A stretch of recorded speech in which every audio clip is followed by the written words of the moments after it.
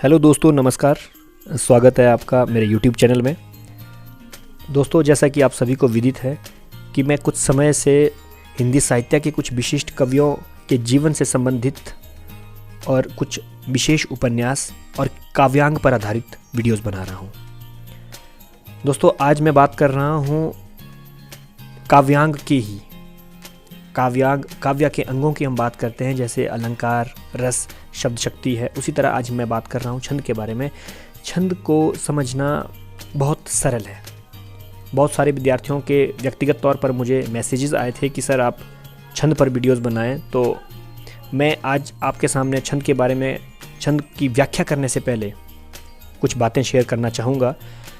छंद को विद्यार्थी एक जटिल विषय के रूप में लेते हैं।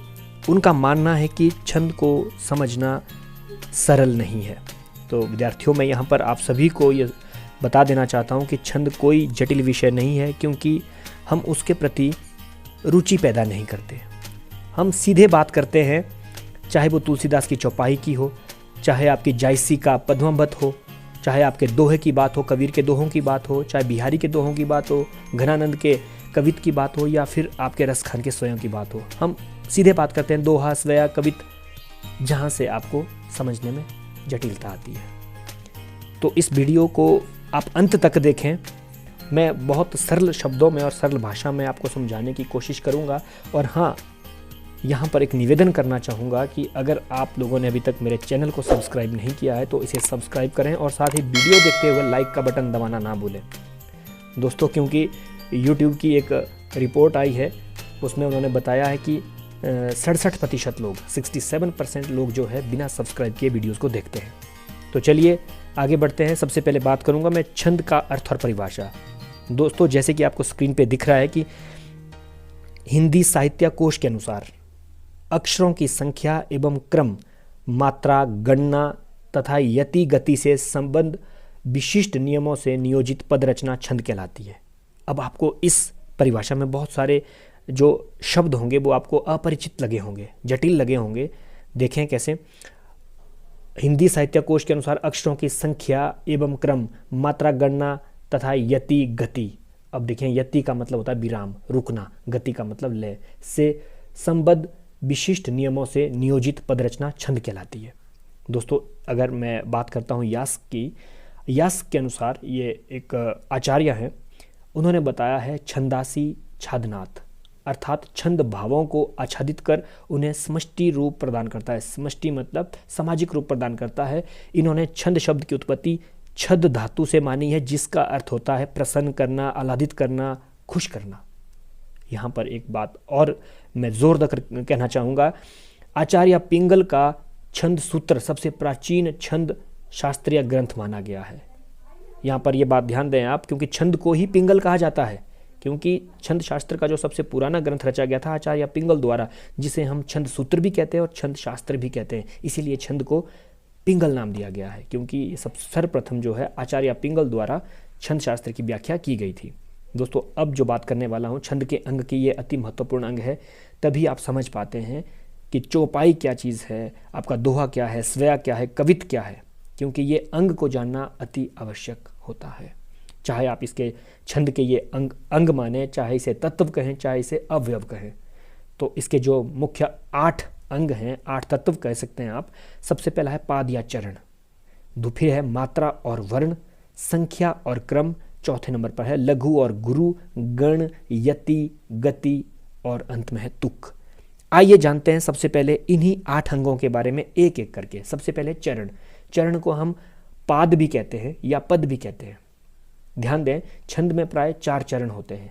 4 चरण में आपको सिंपल सी बात बताऊंगा। 4 चरण जैसे दोहा है, गुरु गोविंद दो खड़े, ये एक चरण हो गया। काके लागू पाए, ये दूसरा चरण है। बलिहारी गुरु आपने, फिर इसमें विराम आता है, जिन गोविंदियों मिलाए। इस तरह ये 4 चरण होते हैं। तो ध्यान दें, छंद में प्राय 4 चरण होते हैं। पहले और तीसरे चरण को विषम चरण तथा दूसरे और चौथे चरण को समचरण कहा जाता है। ये हम अच्छी तरह समझते हैं। मैथमेटिक्स में हमने पढ़ा है कि जो अंक हैं, पहला, तीसरा, पांचवा, सातवां, नौवां, ये हमारे विषम रहते हैं, जबकि दूसरा, चौथा, छठा, आठवां, 10वां, 12वां, 14वां, 16वां, इस तरह के जो अंक होते हैं वो समचरण गिने गए हैं, माने गए हैं। यहाँ पर मैं समझता हूँ कि चरण आपको अच्छे से समझ आ गया होगा। फिर आती है दूसरे नंबर मात्रा और वर्ण की। अब मात्रिक छंद में मात्राओं को गिना जाता है और वर्णिक छंद में वर्णों को। अब दोस्तों मात्रा और वर्ण, यहीं पर मैं आपको क्लियर कर देना चाहता हूँ कि छंद जो हैं हमारे मुख्य रूप से दो प्रकार के होते हैं, एक मात्रिक छंद, दूसरा वर्णिक छंद। तीसरा छंद भी है जो आधुनिक छंद है हमारा, जिसे हम मुक्तक छंद कहते हैं। आजकल की जो कवि कविताएं रच रहे हैं, लिख रहे हैं, वे मुक्तक छंद में हैं, छंद मुक्त हैं वे। तो फिर देखें तीसरा, लघु एवं गुरु। अब लघु क्या चीज़ है दोस्तों, आपने पढ़ा होगा, स्वर के भेद पढ़े हैं हमने। स्वर के 3 भेद, ह्रस्व स्वर, दीर्घ स्वर, प्लुत स्वर। मैं साधारण शब्दों में, सिंपल भाषा में आपको समझाने की कोशिश कर रहा हूँ। लघु ह्रस्व स्वर को ही कहते हैं। ह्रस्व स्वर या लघु क्या है? अ, इ, उ, रि एवं चंद्र बिंदु वाले वर्ण लघु गिने जाते हैं, जिनके उच्चारण में एक मात्रा का समय लगता है। हमने पढ़ा है ह्रस्व स्वर की परिभाषा, जिन स्वरों के उच्चारण में एक मात्रा का समय लगता है उन्हें ह्रस्व स्वर कहते हैं, उन्हें ही हम लघु कहते हैं। यहाँ अगली पंक्ति देखें, ह्रस्व स्वर का चिन्ह अंग्रेजी के आई वर्ण जैसा है। हम इसको अगर चिन्हित करते हैं तो इसको आई जैसा लिखते हैं, या इसको हम खड़ी पाई भी कहते हैं। फिर गुरु की बात करते हैं। गुरु आपका दीर्घ स्वर है, जिन स्वरों के उच्चारण में ह्रस्व से दुगुना समय लगता है। सेम चीज वही, लघु का मतलब छोटा होता है, गुरु का मतलब बड़ा होता है। यहाँ पे आप गुरु दूसरी तरफ ना जाएं, गुरु अध्यापक की तरफ ना जाएं। अब हम छंद शास्त्र की बात करें तो यहाँ गुरु का मतलब है बड़ा। तो इसमें देखिए, जो आ है, बड़ी ई है, बड़ा ऊ है, ए ओ औ, अनुस्वार। अनुस्वार माने जो एक छोटी सी बिंदी लगती है, जैसे एक शब्द है अंक, जो अ के ऊपर बिंदी लगती है उसे हम अनुस्वर कहते हैं। चंद्र बिंदु आप सबको पता है, जब हम आंख शब्द लिखते हैं या चांद लिखते हैं, उसके ऊपर जो चंद्र बिंदु लगता है उसे हम चंद्र बिंदु कहते हैं। चंद्र बिंदु को अनुनासिक भी कहते हैं। हम बात कर रहे हैं गुरु की। इसमें आप देख रहे हैं कि इसमें अनुस्वार विसर्ग युक्त वर्ण गुरु होते हैं। संयुक्त वर्ण के पूर्व का लघु वर्ण भी गुरु गिना जाता है। बहुत महत्वपूर्ण बात है, जो हमारे संयुक्त वर्ण होते हैं, क्ष, त्र, ज्ञ और श्र, ये 4 होते हैं। इनसे पूर्व का जो वर्ण है लघु वर्ण भी गुरु माना जाएगा। अगर लघु वर्ण होगा, लघु का कहने का मतलब, अगर मान लो जो आपका अक लिखा है, अब अ तो अपने आप में ही लघु है, अब अक्ष लिखा होगा तो अक्ष में जो क्ष बताया इसने, क्ष से पहले का जो है, हालांकि वो लघु है लेकिन वो गुरु माना जाएगा, ये इसका मतलब है। और इसका जो चिन्ह है वो अंग्रेजी भाषा के एस की तरह हम लिखते हैं इसको, ये आपका गुरु है। आगे समझें, संख्या और क्रम। दोस्तों हम सब जानते हैं कि मात्राओं एवं वर्णों की गणना को संख्या कहते हैं। संख्या हम सबको पता है, 1 2 3 4 5 ये गिनती जो चलती है वो संख्या है, तथा लघु गुरु के स्थान निर्धारण को क्रम कहते हैं। अब ये क्रम में चलता है, लघु गुरु कैसे चलता है, अब हम आगे इसको, जब इसका उदाहरण आएगा कि कैसे गिनते हैं इसको, वहाँ आप इसको अच्छे से समझ सकते हैं। फिर है 5वां पॉइंट आपका गण। 3 वर्णों का एक गण होता है। ये मुझे सबसे महत्वपूर्ण अंग लगता है छंद का, और आप लोग भी इसे ध्यान से सुने, ध्यान से समझें। 3 वर्णों का एक गण होता है। 3 वर्ण का एक गण होता है। वर्णिक छंदों में गणों की गणना की जाती है। गणों की संख्या 8 है। ये प्रश्न बहुत बार परीक्षा में पूछा गया है कि गणों की संख्या कितनी है, 8 है। इन्हें याद करने के लिए एक सूत्र है, ये जो यहाँ पे आपको दिख रहा है, यह माता राज भा नस लगा। ये आपको हर पुस्तक में ऐसे ही मिलेगा ये सूत्र, क्योंकि यही एक फॉर्मूला है, सूत्र है छंद के जो गण हैं इसको याद करने का।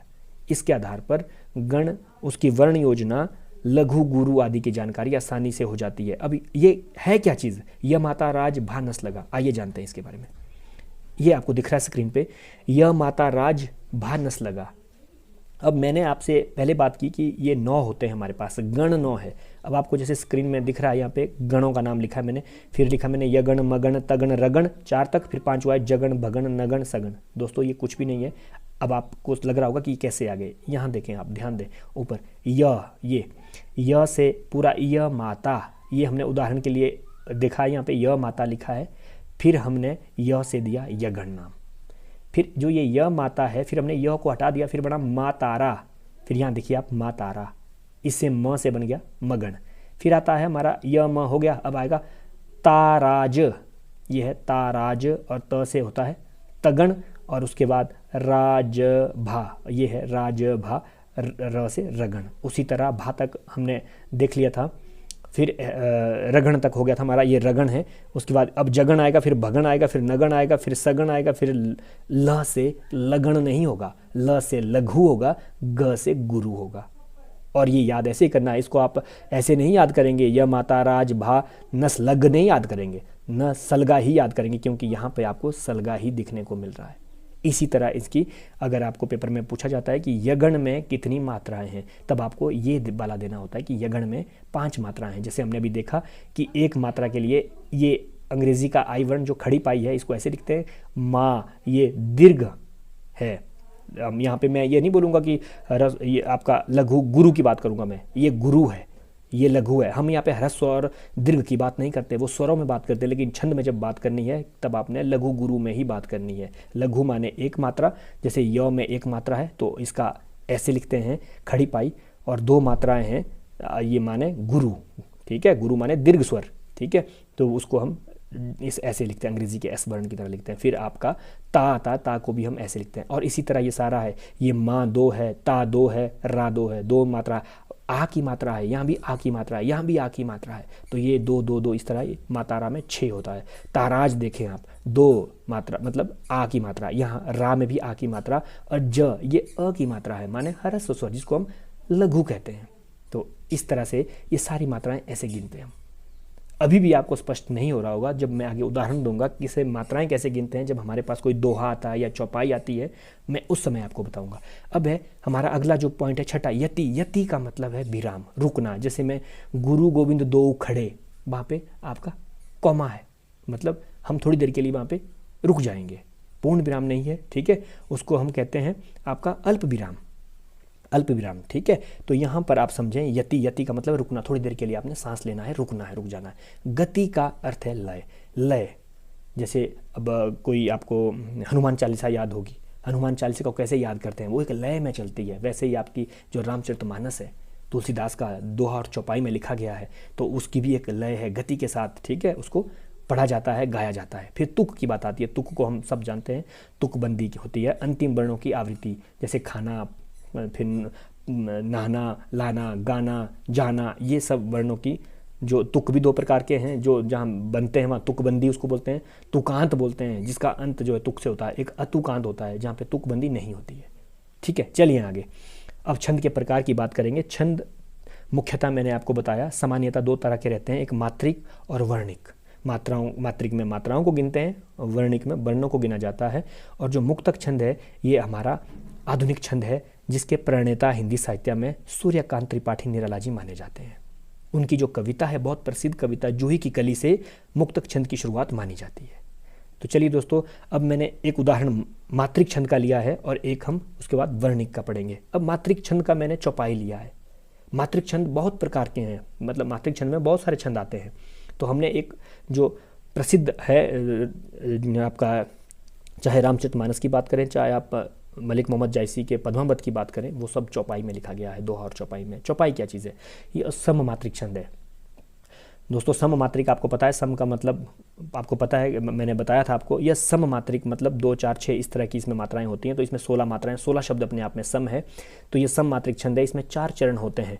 4 चरण आपको दिख रहा होगा, जैसे मैंने यह बताया, जय हनुमान ज्ञान गुण सागर, जय कपीस तिहु लोक उजागर। ये जो लय था जो मैंने आपको बताया था, ये है 16। यहाँ पे हम बात करें पहले चरण की तुक, दूसरे चरण से पहले चरण देखो सागर उजागर, फिर तीसरे चरण का चौथे से बलधामा नामा, तीसरे चरण की तुक चौथे चरण के साथ मिलती है। प्रत्येक चरण के अंत में यति होती है। यति का मतलब है आपका विराम होता है। प्रत्येक चरण के अंत में विराम है। ये देखिए विराम है, पूर्ण विराम है, यहाँ पे विराम है। अगर यहाँ पे हमारा कॉमा होता, अल्प विराम होता, तब भी हमने थोड़ी देर के लिए यहाँ रुकना था, तो वो भी यति होती। अब उदाहरण के लिए देखिए, जय हनुमान ज्ञान गुण सागर। अब यहाँ पर हम, ये मात्रिक छंद है, जिसे आपको मैंने यहाँ पे दिख रहा है, शीर्ष पर दिख रहा है, मैंने लिखा है मात्रिक छंद। मात्रिक छंद, इसमें हमने मात्राएं गणनी है, मात्राओं को गिना जाता है मात्रिक छंद में। कैसे? ये देखो, ज में अ की मात्रा है, तो ये लघु है। लघु माने छोटा। अब यहाँ ध्यान दें, हमारे पास मात्राएं 2 तरह की आती हैं, एक लघु मात्रा, एक गुरु मात्रा। गुरु माने जो आपकी दीर्घ स्वर है, जहाँ आ, बड़ी ई, बड़ा ऊ, ए हमने बात की है इससे पहले, ठीक है। तो ये है आपका, ज में अ की मात्रा है और य में भी अ की मात्रा है। ये थोड़ा सा इसको फिर से देखते हैं। ये है, ज में आपकी अ की मात्रा है, य में भी अ की, मतलब ये लघु है, छोटा है, तो इसको ऐसे लिखते हैं। ह में अ की है तो ये खड़ी पाई, ये छोटा हु है, हमने बात की थी छोटा ऊ लघु है, तो ऐसा माँ, ये आ गई आ की मात्रा, तो इसको हम एस के अंग्रेजी वर्ण का जो एस है ऐसे लिखेंगे। न में अपने आप अ की मात्रा है। जो आपका आधा ग है इसको हम नहीं गिनते, या ये आपका दीर्घ स्वर है, मतलब दीर्घ मात्रा है, तो इसका चिन्ह एस होता है, एस की तरह लिखते हैं। उसके बाद आपका ये न है, न को जो है इसमें अ की मात्रा है, इसको ऐसे लिखते हैं। गु आपका छोटा है, मतलब छोटा ऊ लगा है, इसमें हमने वर्ण नहीं देखने, इसमें मात्राएं ध्यान दो आप, मात्राएं सिर्फ छोटा ऊ है तो एक, न एक, सा ये आ की मात्रा है, दो, ग एक, र एक, इस तरह देखेंगे आप शुरू से देखिए, ज य से लेके देखिए आप, 1 2 3 4 5 6 7 8 9 10 11 12 13 14 15 16, तो यहाँ पर पहले चरण में 16 है, इसी तरह दूसरे चरण में भी 16 है, तीसरे चरण में भी 16 है, और चौथे चरण में भी 16 मात्राएं हैं। तो ये हमारा चौपाई छंद है। अगला देखते हैं। इसी तरह दोस्तों अब बात करते हैं वर्णिक छंद की। वर्णिक छंद में मैंने लिया है कवित छंद का उदाहरण, जिसे घनाक्षरी छंद भी कहते हैं। वर्णिक समृद्ध छंद है जिसमें 31 वर्ण होते हैं, 16-15 पर यति तथा अंतिम वर्ण गुरु होता है। कवित को कुछ लोग मनहरण भी कहते हैं। दोस्तों ध्यान दें, अंतिम वर्ण गुरु होता है। मात्राओं के संदर्भ में आपको दिख रहा है जो है लिखा है मैंने लास्ट में, ये जो है आपको मात्राएं मैंने 2 लगाई है, तो परिभाषा के मुताबिक अंतिम वर्ण गुरु है। अब आप पूरे वर्ण को आप शुरू से लेके स से लेके ह तक अंत तक गिनेंगे तो वर्ण इसमें 31 ही होंगे। यहाँ तक जो है 16 हैं। देखें ज़रा, स एक वर्ण, ह 2 वर्ण, ज तीसरा वर्ण, फिर व है ये चौथा वर्ण, मात्राएं हमने लगाई है, खड़ी पाई हमने लगाई है। ल है एक वर्ण है, स है एक वर्ण, ह एक वर्ण, स एक वर्ण, इस तरह प य क ह ल स त ज। अब देखें पूरा 1 2 3 4 5 6 7 8 9 10 11 12 13 14 15 16। देखिए आप 16, यहाँ हमने परिभाषा में लिखा है 16-15 पर यति, मतलब 16 पर यति हो गया। यहाँ पे हमने कॉमा लगाया है जिसको आप अल्प विराम कहते हैं। अब आगे देखें, द एक मतलब वर्ण गिनना है, मात्राएं आपको दिख रही है ऊपर, चिन्ह हमें डाले हमने, ख है, ठीक है, उसके बाद आपका क है, न है, व है, स है, फिर प है, फिर म है, फिर प है, फिर स है, फिर प है, फिर र है, फिर य है, फिर त है, फिर ह है। ह में हमें 1 लिखना था, लेकिन परिभाषा के मुताबिक हमें अंतिम वर्ण गुरु ही करना पड़ेगा। इस तरह मात्राएं गिनेंगे, मात्राओं पर ध्यान ना दें, मात्राएं गिनेंगे तो ये 32 हो जाएंगी, क्योंकि जो हमारा नियम है कि कवित्त में 31 वर्ण होते हैं, 31 ही हैं ये, स से लेके ह तक 31 है, लेकिन परिभाषा में कहा गया है कि अंतिम वर्ण गुरु होता है। तो दोस्तों ये था हमारा आज का वीडियो छंद पर आधारित। उम्मीद है कि आप सभी को ये अच्छा लगा हो। अगर जहां आपको समझ में ना आया हो तो आप मुझे कमेंट कर सकते हैं। बहुत बहुत धन्यवाद।